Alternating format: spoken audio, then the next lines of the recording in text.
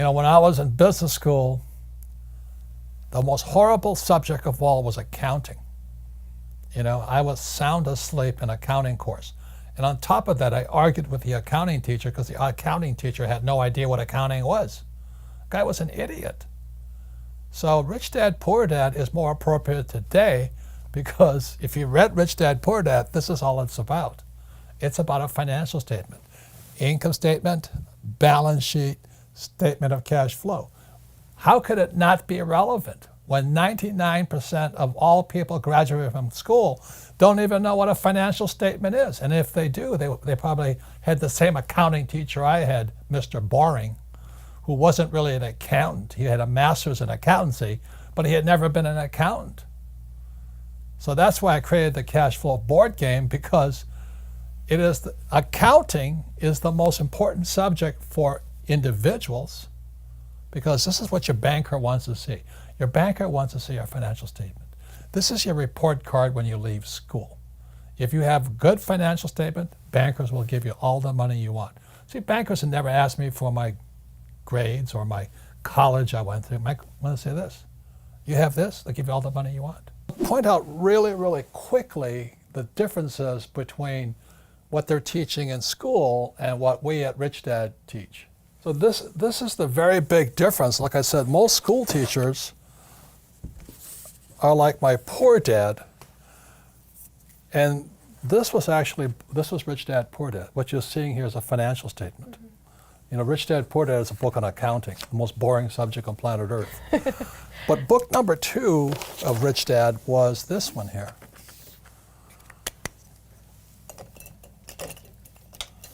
And this was called the cash flow quadrant, right? You have E, S, B, and I. So, test for you. What does E stand for? Employee. Good. And what do employees always say? That they work for money. But they want job security, exactly. Mm-hmm. Paycheck, and pension. Yes. Okay. What does S stand for? Self-employed. They're small business owners. Yes. Doctors, lawyers. They work for tips. They work for tips now. So they're self-employed. Mm-hmm. And B stands for what? Big business owners. So 500 employees or more. Yeah. And I stands for what? The investor. Investor. It's more than just investor, it's insider. You see, this is like Shark Tank on the TV shows. These guys here have done this and they've done this. So this was my poor dad, this side. This was Rich Dad here. So the difference, that's what schools are not teaching you, is what's the difference between these people and these people. That's the big difference. And that shows up, so when I was about your age, I had to make a decision. I was a pilot. You know, most of my friends went to fly for the airlines, but I'd be here. Or I could be, I could be in Alaska flying fishermen around the place, a pilot with a small plane and, flying around the place. Or I could own an airlines, or I could invest in airlines. And that's the difference in the mindsets and skill sets. You don't just make crossings. The education is extremely different on this side than on this side here. I know most millennials, they want a high-paying job. They want to be able to pay the rent, and eat, and all this stuff. And then you dream of the big house, a nice car, and all that.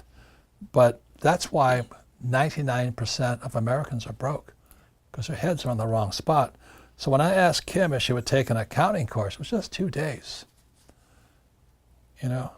I wanted to see if her head could get into the asset column. That was the difference, wasn't it? Yeah, and actually, it didn't happen right at that moment, but You fell in love with me? Of course I did. Of course I did. But this started the journey on investing. This started the journey on assets. Mm-hmm. But I do remember the moment down the road where, just like everybody else, I was focused on the income column, mm-hmm. get a job, get the pay raises. If you're an hourly wage, work more hours, yeah. or raise your hourly wage. So I was always focused here. And then finally, this is after we'd actually bought some investment properties, the light finally went on, and I'm like, instead of focusing on acquiring income, mm-hmm. what if we focus on just acquiring assets, mm-hmm. that the assets go into the income column? Like this. Mm-hmm. So that was a huge shift Shift. in my mindset. And once that shift happened for me, I don't think about the income column anymore. I just think about the asset Yeah, column. and that's our game called cash flow. Yep. And so when Kim and I met, we had nothing. It took us 10 years to go from nothing to financially free. Wow. So she was 37, I was 47. But that's the power of focusing on The asset column. assets versus liability. Most people are so busy working for money, so busy trying to pay their bills, and so busy buying liabilities they think are assets. So my first gift to Kim was the counting game to get her head in here, and today we're financially free. That's the whole thing. So everybody can do it. It's a matter of putting your head into the right column. And then for me, it was in '73, I took my first real estate investment course here. I'm free. Yeah. I lost money, made money back, but I never got out of the asset column. We're still practicing here every single day. I'm working on a new project right now in the asset column. It's going to put a lot of cash flow into the income column because, again, we're focusing on the asset column, not the income column.